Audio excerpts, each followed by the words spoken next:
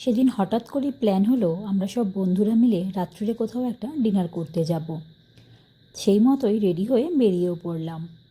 বেরোতে বেরোতে প্রায় 8:30 পৌনে 9টা মতো বেজেই গেছিলো।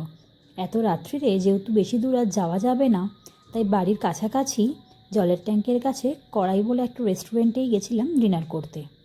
আমরা বরেদের বাদ দিয়ে শুধু মেয়েরা মিলেই গেছিলাম। ফার্স্টেই আমরা স্টার্টারে অর্ডার দিয়েছিলাম ফিশ ফ্রাই আর চিকেন কাটলেট। তারপর মেন কোর্সে নিয়েছিলাম কাশ্মীরি চিকেন, তার সাথে বাটার নান, আর বাড়িতে পার্সেল নিয়ে আসার জন্য বাটার নান আর মাটন রোগান জোশ অর্ডার দেওয়া হয়েছিল। শুধু নিজেরা একা একা খেলে যদি ভগবান পাপ দেয়, তাই পাপের ভাগটা একটু কমানোর জন্য বড়দের জন্য পার্সেল নিয়ে নেওয়া হয়েছিল। তারপর আমরা সবাই মিলে টোটো ধরে সোজা চলে এলাম বাড়ি। বেশ একটু অন্যরকমই একটা দিন কাটলো। এই ছোট্ট ভিডিওটা তোমাদের কেমন লাগলো জানিও। ভালো লাগলে একটা লাইক করে দিও। টাটা।